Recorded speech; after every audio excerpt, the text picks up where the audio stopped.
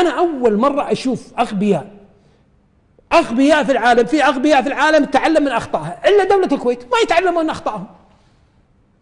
دولة غريبة وعجيبة، كل الدول تتقدم وتتعلم والخطأ يأخذ منه عبرة ويصلح، إلا هذه الدولة.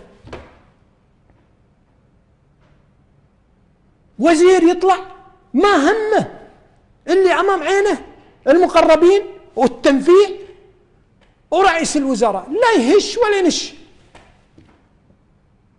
رئيس وزراء ما لك هيبة على وزرائك، يفرونك فر. رئيس وزراء، السلطة التنفيذية، إدارة دولة الكويت بيدك.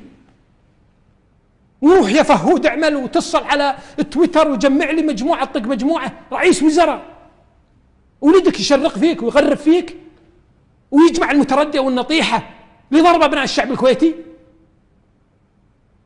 أنت تستحق رئيس وزراء؟ والله لا تستحق هذا المنصب، لا من قريب ولا من بعيد.